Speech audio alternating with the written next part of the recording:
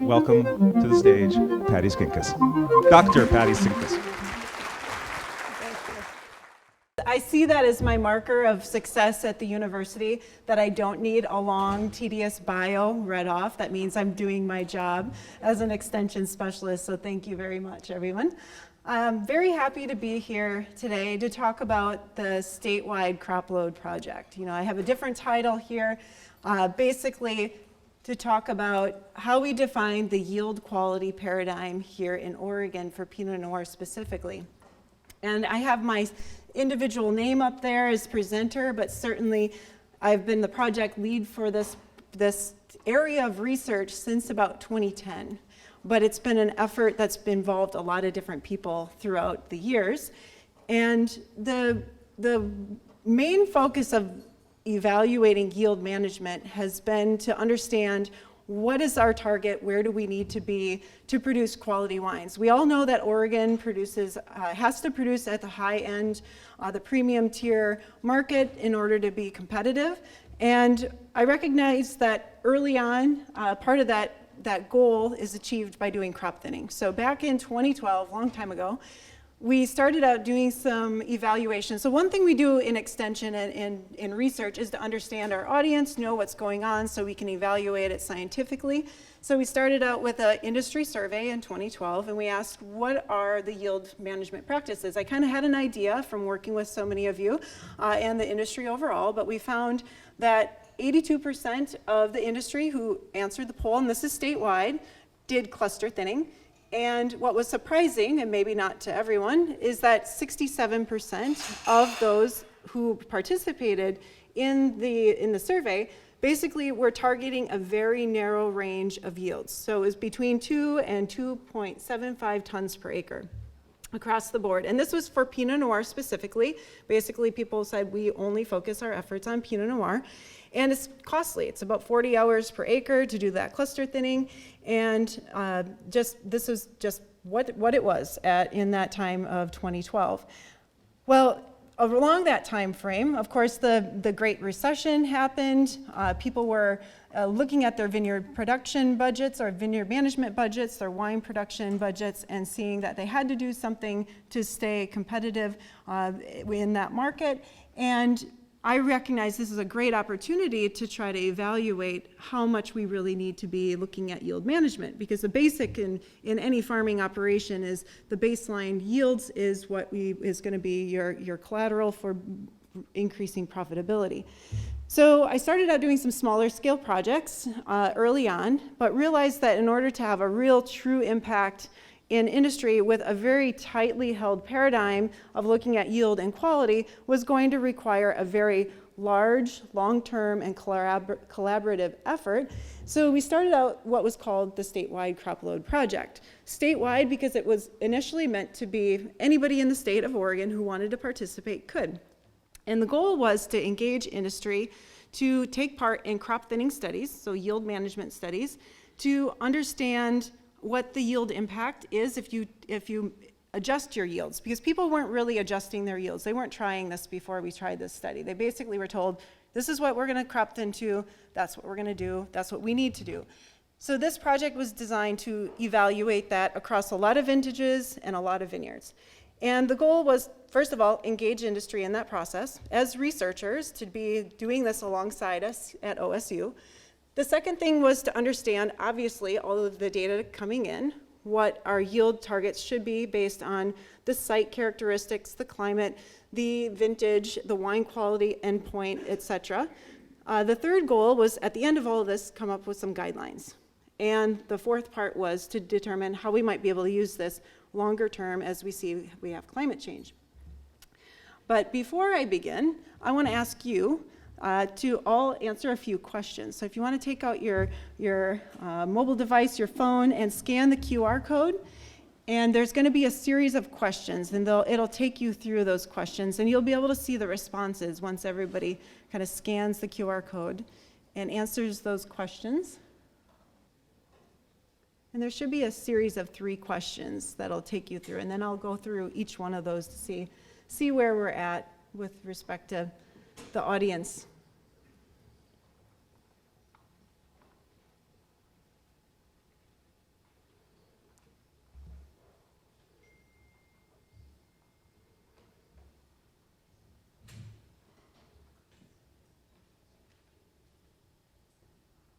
So we have got 43 responses so far, some still coming in. And this first question was pretty easy. Have you heard of the project before?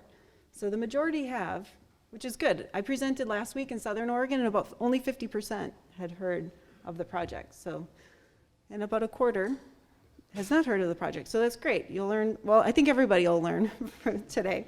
So the next question is, do you produce Pinot Noir? Whether it's in the vineyard or the winery, and of course the majority, 91% does. And some haven't produced it yet, but are going to. And then the third question, which cultivars do you focus your yield target? So where you do more cluster thinning. So the larger the word, the more commonly that word came up, but you can see there's a number of different things that are different clones of Pinot Noir, but Chardonnay, Pinot Noir are the top two. I think if I would have asked this question 15 years ago, it might have been just Pinot, it might have not been Chardonnay. I didn't have that question in the poll, but would you agree, is the nod of heads, that more cluster thinning in Chardonnay today than maybe in the past? Okay. So this gives me an idea of where we stand within the project, or in understanding of the project. So over the 10-year period, 2012 to 2021, we had over 25 companies and 28 vineyards involved in the research. So this meant that they were doing the research on their farms, and I put up everybody who was ever in the project. And some companies couldn't continue, but the goal was that we were gathering data on how to even structure a project like this. This is not very common to do research like this at the university. So anybody who had ever been part of the project, enrolled, and took part in some way is listed on this slide here. And 25 companies, 28 vineyards across 5 counties and 6 AVAs. And so most of those were in the Willamette Valley. All of this was Pinot Noir with the exception of 2 vineyards that were Chardonnay. And so that's a lot of information to gather over the years. And so this is just a breakdown of who was represented in this study based on the company classification, whether they're a vineyard only, an estate vineyard and winery, their vineyard size, and their size of wine production. So to give you an idea, we had a good distribution of large producers and small producers, of course, with those parameters listed here. And the goal was that each one of these companies were involved in the project for a minimum of 3 years. That was the goal. We wanted to generate enough information that we could give back to the company, as well as to generate information that went into the project, the larger scale data set. And the way this was done is a lot of my academic colleagues like to call these demonstration projects. And this is not a demonstration project because we replicated this in each one of the vineyards. Demonstration projects typically are not replicated. Replicated means that the trial was conducted in a way that each one of the crop levels they chose, so each company could choose a crop level, they would do it in their vineyard, they would do cluster thinning at lag phase, and they would pick 2 or more crop levels and they would put it in their vineyard in a randomized complete block design. And so that was something that we went out and trained each of the collaborators how to do, so that it was set up strategically so we could do statistical analysis. And most companies had something like this. This is just one of the example vineyards. And throughout this entire block that's outlined here in orange, that was all replicated more than 3 times, but the little color scheme you see there is where they collected data. In most cases, it was either 3 or 4 reps they collected data in. It was very time consuming. We didn't do more reps than that because we recognized that it would just take too much time to be able to do that. More replication and more data collection is always great, but there's all being done by producers who also have other jobs to do than just collect data. And so this was done, they collected their a number of data points that we had given as a training as to what they needed to collect. And so a lot of information, lots of counts, weights, measures. And then fruit was collected at harvest. We got that into my lab and either sent it to ETS labs in the first 5 years, second 5 years ran that all in-house in my lab, and we looked at fruit composition at harvest. It was also made into wines, and that was done by the partner winery. Some companies didn't make wines if they didn't have a partner winery. And what I showed here on the slide for context is the different treatments that a company could do. We decided to go on a cluster thinning regime, which was based on number of clusters per shoot. And what you see in the table is a breakdown of how much cluster thinning that was on a cluster count basis. and then also what that meant after cluster thinning, how many clusters per linear foot of row that was. And I think people have a better idea of what that looks like. When you look at, a half cluster per shoot would be 1, 0, 1, 0. That's 2 clusters per linear foot of row. If you look at 1 cluster, that's 3 clusters per linear foot of row, 4, 5, and then basically a 2 cluster and a full crop were virtually the same thing. So that gives you an idea of what kind of crop thinning was done within these vineyards. And of course, in a yield management study, we have to look at yields.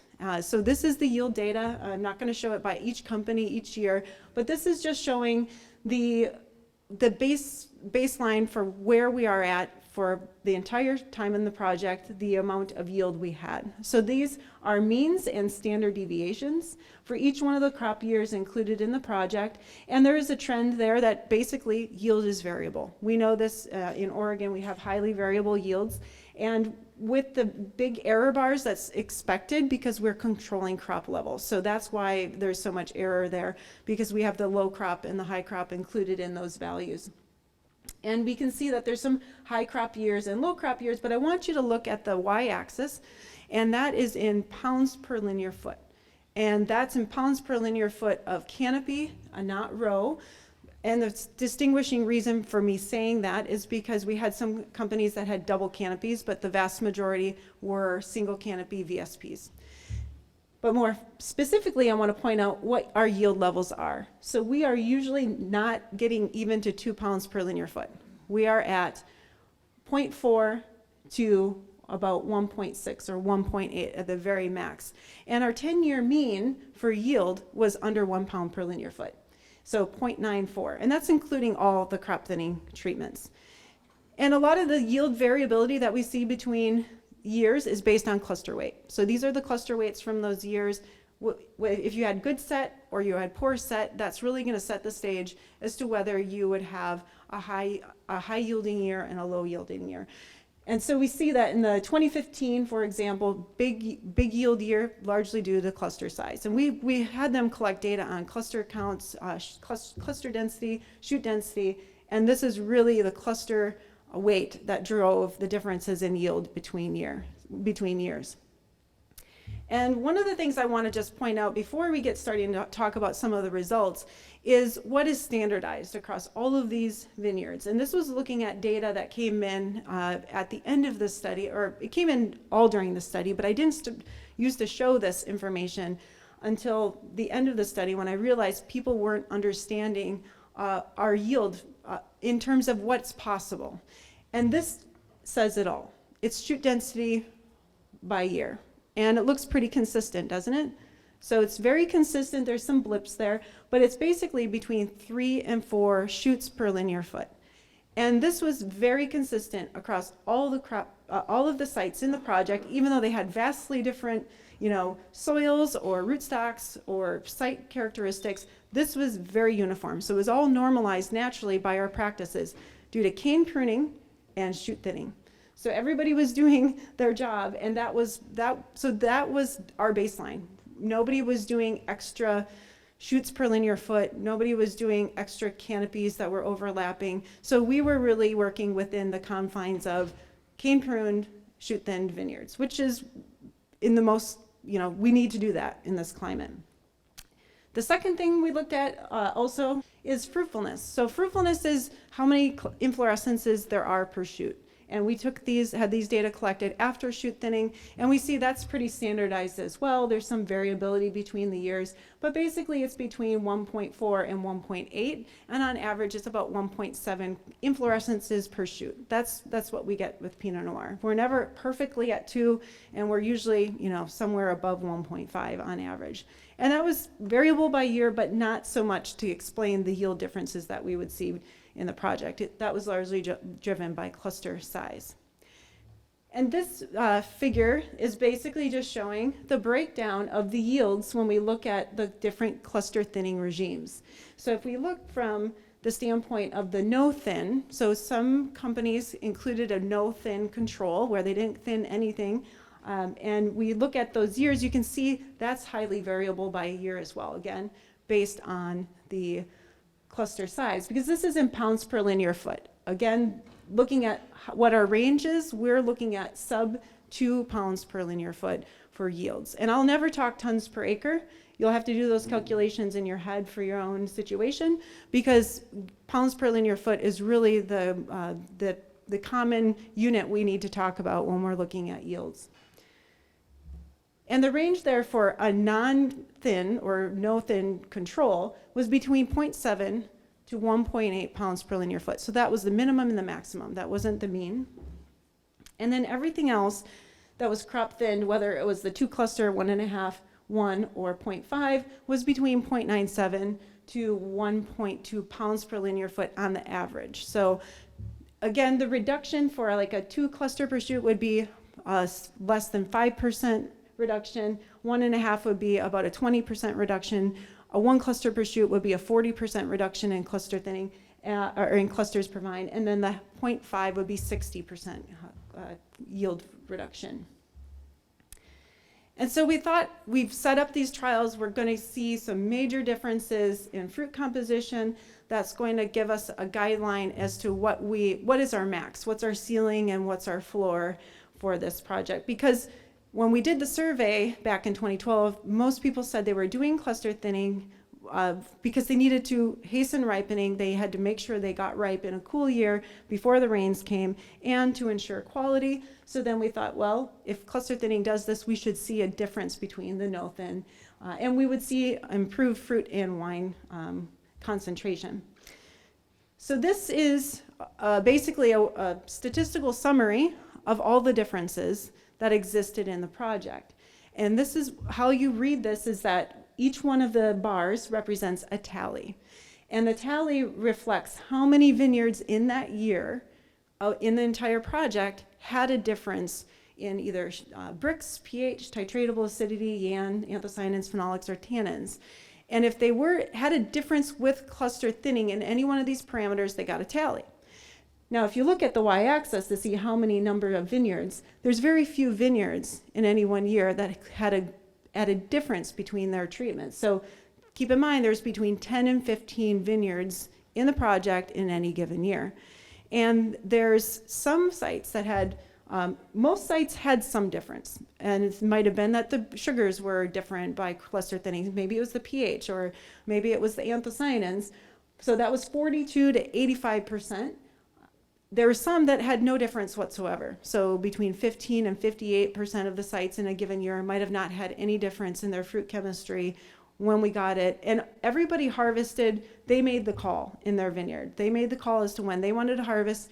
We went out, got the samples from them that they collected, we analyzed them. So it was their commercial ripeness is what it was when we did all of this. And the interesting thing is that very few of the project sites had any difference in primary ripeness, so Brix, pH, TA, which are the things that show up in contracts, at least with crop thinning. And there was so only 6 to 25% of sites in any given year had a difference in those parameters, those primary ripeness parameters. There was two parameters that had the most tallies, and that was anthocyanins and pH. But you can see it's usually only 3 or 4 sites out of the total that would have those parameters different by cluster thinning level. And the most surprising thing early on was that there were so few differences. And a lot of times there would be arguments about, well, maybe we didn't sample properly. And I say, well, you guys were the ones who, you saw it. This is in your vineyard. You have the subsamples. Part of it is, that was trying to understand why there were so few differences. And I could show you a whole bunch of plots, but they're very not exciting, of data that's not very different from each other. And the fact that there's no consistent differences across the years. Like there wasn't any one vineyard that clearly had a response that was the same every single year. It was kind of all over the board.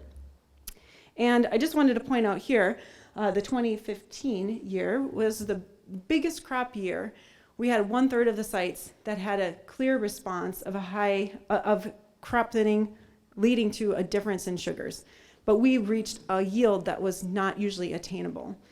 So we do see some reflection of what we can do, but part of the reason why we don't have a major difference. Is part of these statistics, if we look at statistics. And this data here is when we take all the vineyards together and all the years and look at the response of yield to sugars. So if we have a vineyard or vine that's overcropped or can't manage its sugar levels because the canopy is not big enough to support the sugar loading, then we would see a response over time. And so you can see the breakdown here, the different colors and the lines reflect the relationship of yield to sugars.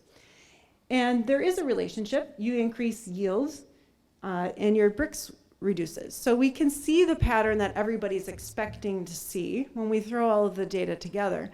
But when we look at the relationship and the regression analysis, we see that it's very shallow. The line is very shallow. So for every 0.7 pounds of cluster thinning you do, so if you reduce your crop level by 0.7 pounds, you'll have an increase in Brix by 0.2 degrees Brix. But the problem is most of the thinning that was done was not done to that level, to reduce crop level that much.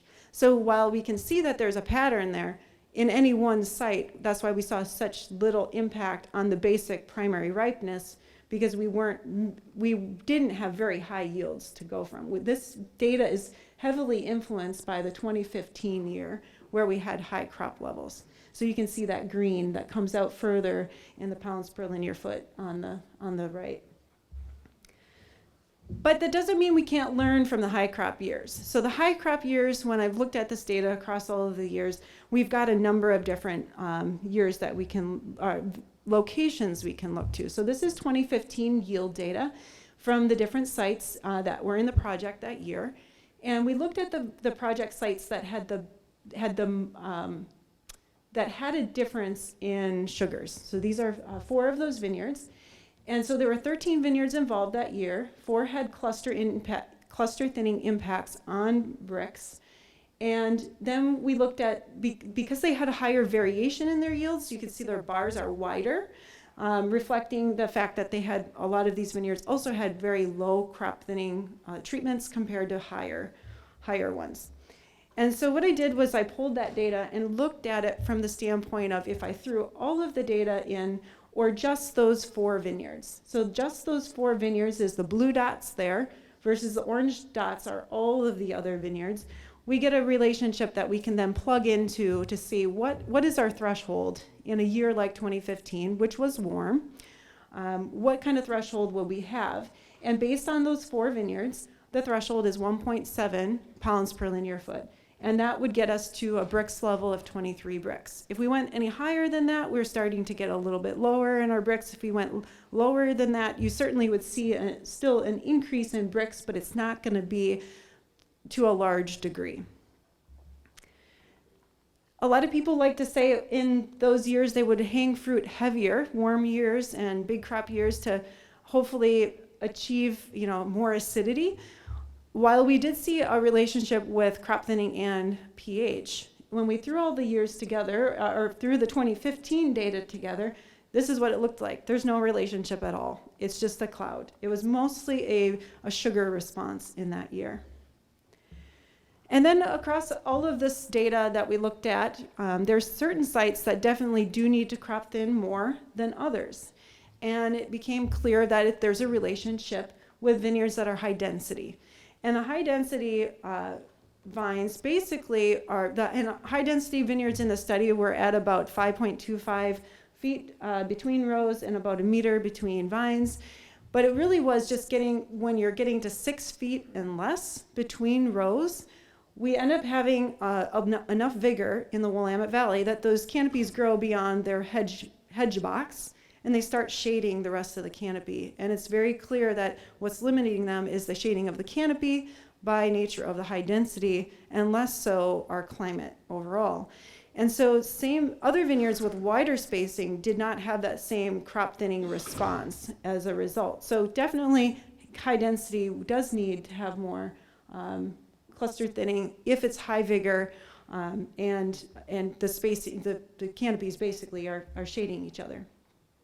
So the big question was, why so few differences? Why are we seeing such little difference in fruit composition when it was such a tightly held targets that people wanted to ascribe to get to quality. And the basis is down to the fact that we all do, or everybody in the trial and many producers of Pinot, is that this cane pruned and shoot thinned. And that's down to 3 to 4 shoots per linear foot. So that leads to a low yield overall.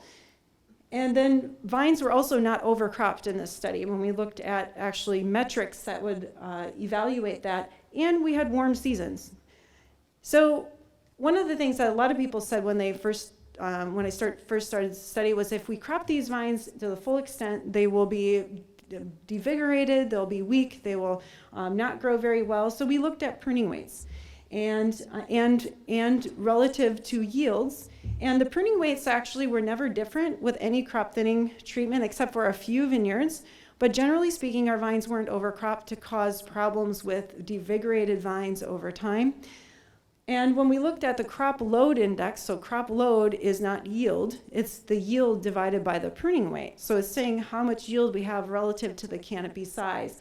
And this is the different cluster thinning regimes. We would expect a heavier yield and the no thinning to have a higher crop load than a heavily thinned vine. And what we see here is that the majority of the years, they fall within the range that's optimum for Oregon, which is 3 to 6. Some years or some crop levels, they're below that range, so they're basically undercropped. And in 2018, that purple one, in the no thinning, we were above that range. But 2018, we had some of the fewest differences in fruit composition at any sites in the study. So that was kind of interesting. And when we look at vine size and vine vigor, we looked at a number of other things that lead into fruit managing vines that are on full crop. So you probably have heard if you keep your fruit, too much fruit on the plants, you'll need to add more into the vineyard, like nutritionally, add more fertilizers. So we looked at plant nutrient status at Veraison for each one of the years of the study starting in 2013.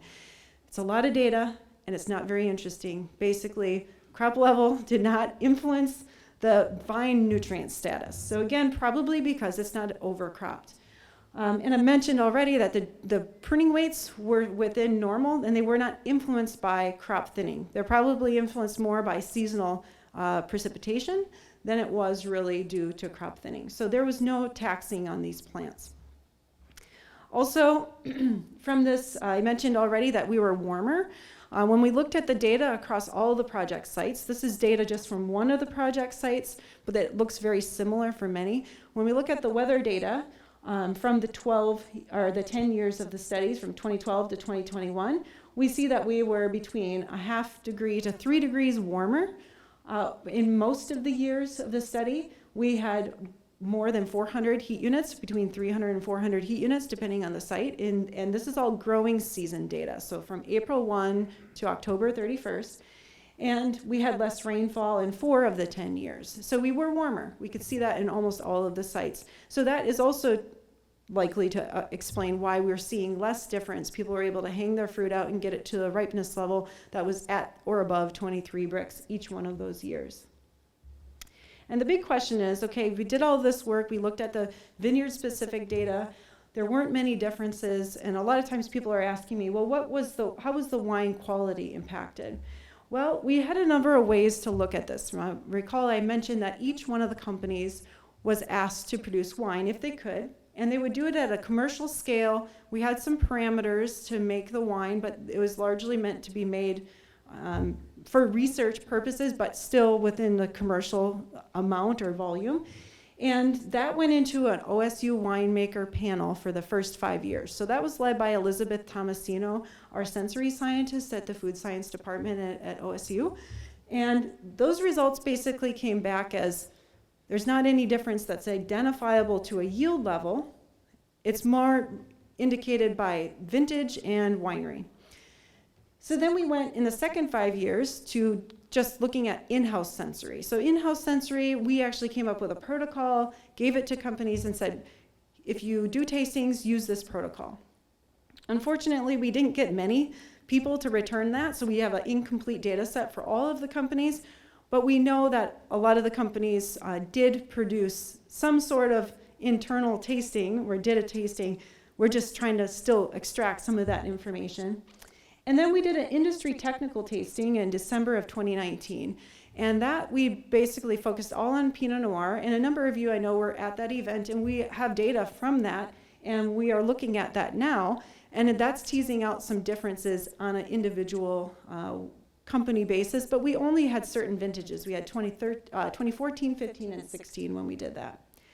And really what we found in doing this work was that for a long time I wanted all of that sensory data. And I thought, this is so critical. We have to be able to analyze it like we analyze all the vineyard data. And it came to me just within doing company outreach in the last couple of weeks that that's not my data to have.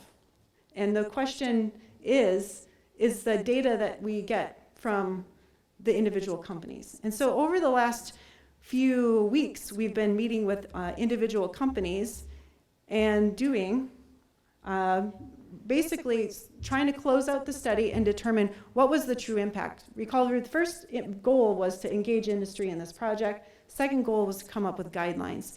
And the guidelines are really going to be driven by what have people observed by doing the work. That was the whole point of this kind of work. And so are we transforming yield management practices? And we're trying to work with the research team, the industry collaborators, and the Oregon industry at large. And so this has been an effort. If you've been asked to do a yield survey last year, that was part of this effort. You can still do it, by the way, if you want to get that in. We have good participation. But we started to do some of this work midpoint of the study. So in 2018, we did two things. We did an industry survey and a collaborator survey. And at that time, so that was considered midpoint of the study, 90% of the industry was still doing cluster thinning. Not surprised, still it's going to be important. But they were increasing their targets already at that point. At that point, 65% were increasing their yields, and that was between 0.5 to 1 ton per acre, or 10 to 40% increase in yields. Many of them had expressed that now, because of the work that they've learned about in the project, and this again is the industry survey, this is not the collaborators, they basically said that they were able to talk about yields and negotiate them better than they were before. With the buyer or their winery, and they had a better knowledge of how to quantify vine balance and those metrics for canopy size versus yield weight. And one of the interesting things we found is that there was a lot more people doing contracts in 2018 than in 2012. So that was good to see. And of course, the contracts still largely were based on target yield and bricks as two of the major, of course, disease threshold as well in 2018. Now in 2018, we also talked to the collaborators and asked what they felt they learned from the project. And at that time, 40% said that they had increased their yields by 0.25 to 2.5 tons per acre, depending on their operations. And that was beyond their research plots. And 80% were confident that they could go with larger yields at that point. We also asked them, had they been tasting their wines, because we weren't getting the data back, and they said, yes, we're evaluating them, and 41% found little to no sensory difference between the crop levels as they were tasting through them. And that was what gave them the confidence to increase their yields, and not to say that they weren't crop thinning, but they were increasing their yields. And this plot here just shows why people decided to participate in the project, and 100% of them said they wanted empirical data to support their changes in their practices, and that was what we had hoped to provide through the project. Some enjoyed research, and some wanted to just improve their profits, which I don't blame them for that. In 2024, so this year, over the last month, we've been doing focus group meetings with each company. To close out the project, we recognized that we needed to get that qualitative data that we couldn't get from the quantitative data that we had gotten from individual vineyards, and we weren't getting the sensory, but the sensory, we needed not quantitative data, we needed qualitative data. And so that's partly with what we've been doing, and these are the questions we're asking each of the companies. So what changes they've made, what impact that has been financially, and how this has been basically going to lead to future changes.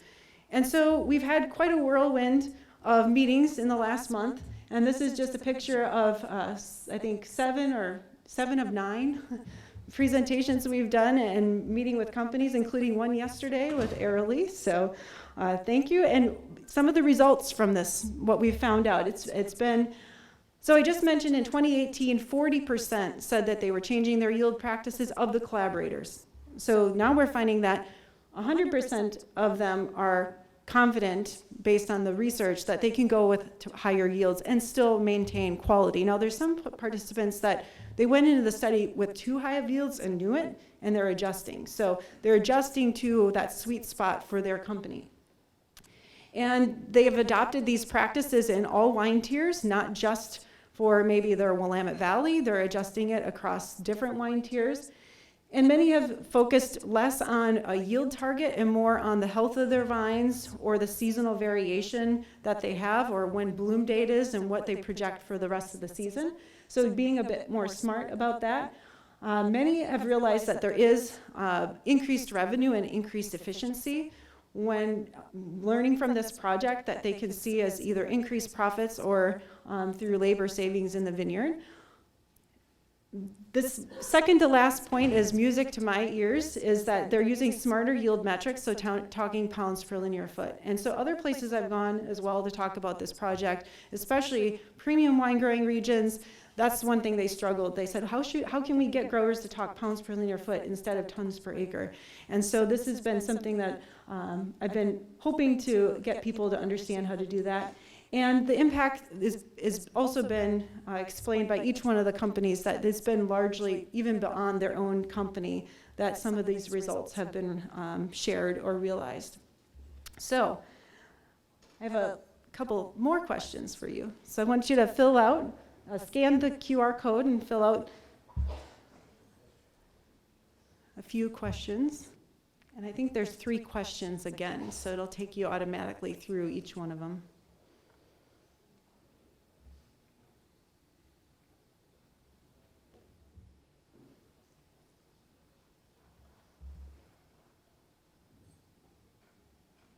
Okay, I see 70 participants. Good job, guys. So it looks like the majority have changed Pinot Noir yield targets. Looks like 54% or so have increased. There was no change for about 25%. There's some people who aren't sure. I bet those are people who will go and look at pounds per linear foot right away. And then decreased for some as well. Okay. And so is this your first time learning about yields presented in a unit other than tons per acre, so pounds per foot, pounds per linear foot? So the majority said, nope, they've heard about that before. Great, that's excellent. But 25% said yes, so we'll continue to work on that. And it's a simple conversion. So the goal is we're going to put information from this project on a public-facing website through OSU Extension. And part of that will be helping people understand how to convert your tons per acre into pounds per linear foot. So if you've got tons per acre data, you can easily convert to pounds per linear foot. So we'll help people learn how to do that. And then the question about what other cultivars have you modified yields over the last past 5 to 8 years? And it looks like Chardonnay. Yeah, Chardonnay and in other statements there as well.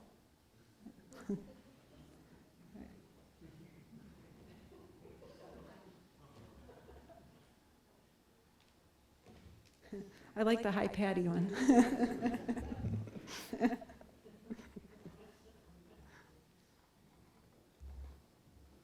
So one of the things I love about this project is the fact that we have a census that collects data from all of you who produce grapes and wine. And so this plot is just showing the harvest yield data from 1990 to 2022 for all cultivars in gray and for Pinot Noir in orange. And one of the things we see was before 2012, when this project started, the average tons per acre for Pinot Noir was 2.11 tons per acre. And this is the time frame since the project began. And we see that it's gone up by up to 2.75 tons per acre on average. This is all the state data. So the census that you fill out, I'm looking at this all the time to try to see impact, and we do see that's that's roughly a 25% increase in yield, which also reflects thinning increasing by about 20%. And we see that in the project from the collaborators that the preferred crop thinning regime is about 20% less crop thinning than they did previously. So it's kind of interesting that it matches some of the state data. And so I would just want to wrap up and say thank you to the different groups that were involved, so, all the companies that were involved. Over time, a project like this was always really challenging to do. I never put a graduate student on it, but I had people in my lab who worked on it over a decade, coming in and out. And of course, the funding sources, the Oregon Wine Board, the American Vineyard Foundation, Northwest Center for Small Fruits, and my own viticulture extension program. If you took my online class over the years, that went into funding this project. So that's where the extension funding came in. And certainly the other industry partners who helped either gratis status of analytical services. This type of project is very costly to do, and we did it on a pretty good budget that was reasonable. So thanks to everybody who took part in that. And I do want to mention that the Northwest Center for Small Fruits is currently funding the work that we're doing on the follow-up. So all of this impact quantification wouldn't be possible also without some support, because it takes time, even when we're done with a project, to go and collect all of this data. So that's current funding. And so I want to thank you, and I think we have time for some questions. We do. Thank you very much, by the way.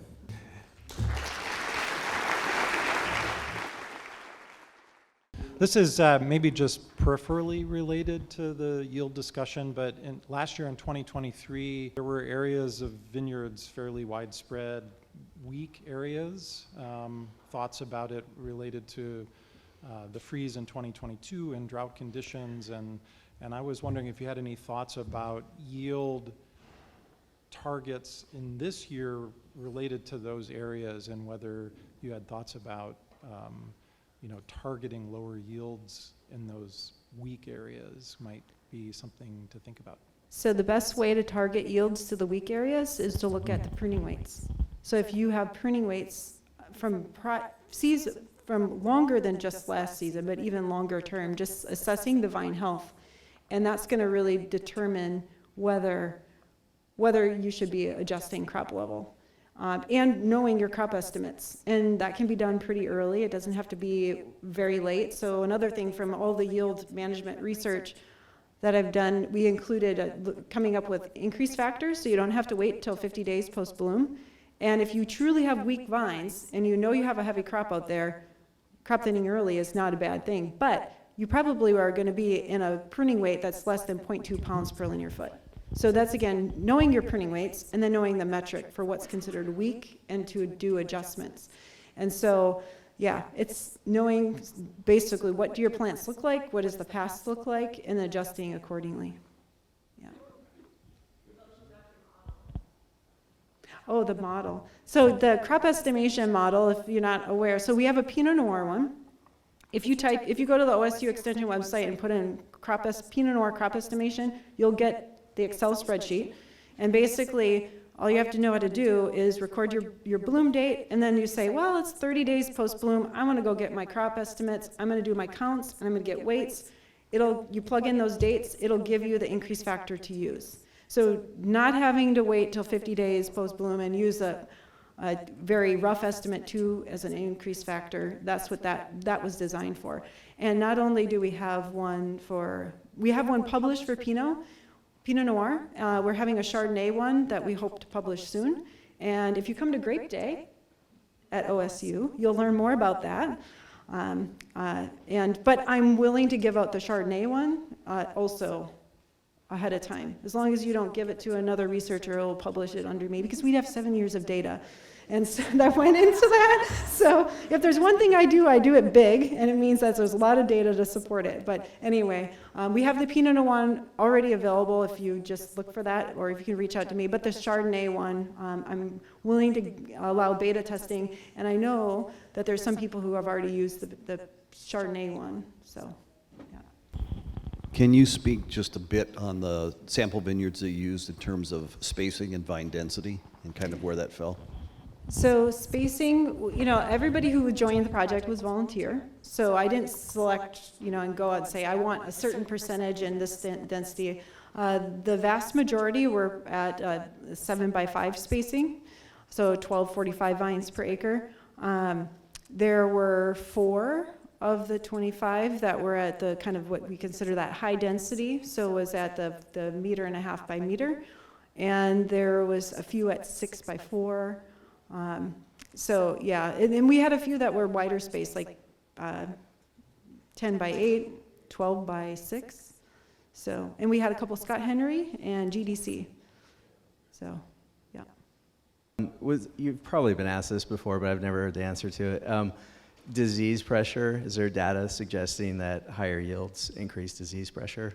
Also, maybe a two-part question. Yeah. Any more data on just like physiological and phenological ripeness in comparison to higher and lower yields? Yeah, so in terms of the disease, what we did when we received the fruit from the collaborators, we would destem all of it, and so we would look for botrytis berries or any signs of other visual disease issues.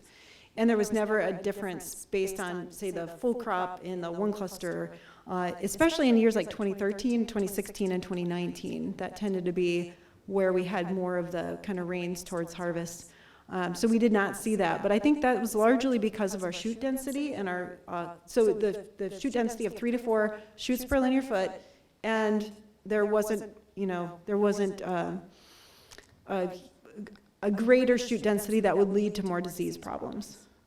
And one other thing we did across the study was we recognized that in the thinning passes, people will clean the cluster zone more. So in a full crop, we wanted to make sure that they were still leaf pulling as though you would cluster thin, so that it wouldn't create an imbalance because of leaf pulling. So originally we thought that might be some of the response due to why we saw less anthocyanins in a full crop was because of maybe differential practices in leaf pulling. So leaf pulling, obviously most of the companies were doing it anyway, but there were some that were doing it less because they just didn't send the crew through to do those treatments for the full crop.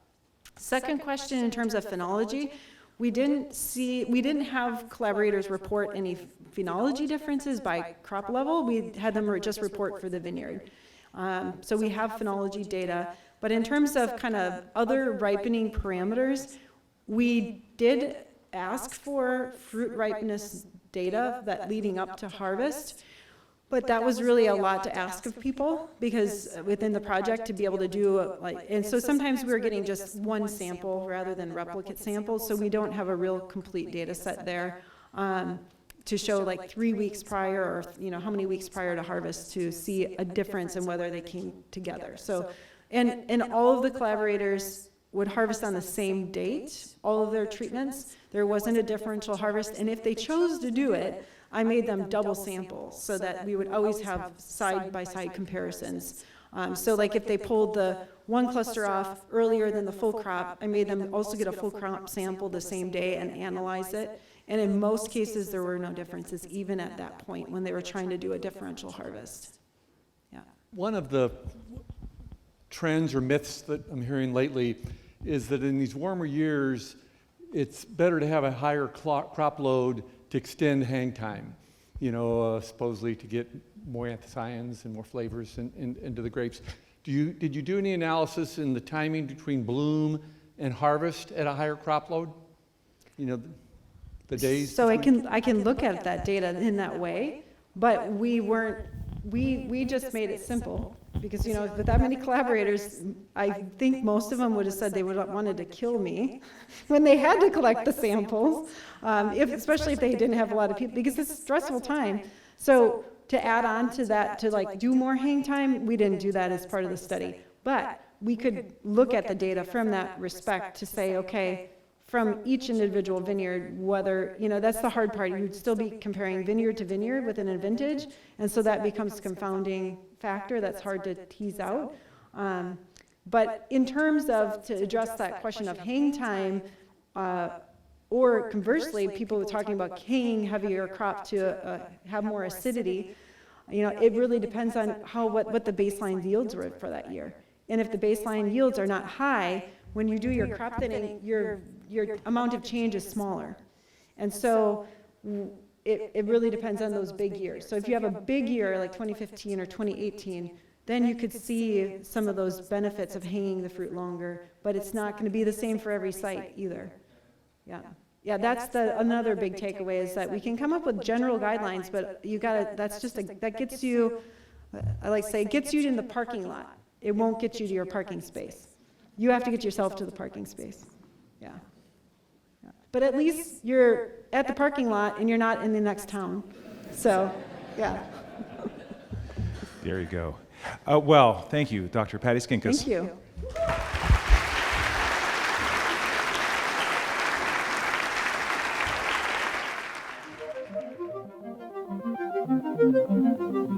you.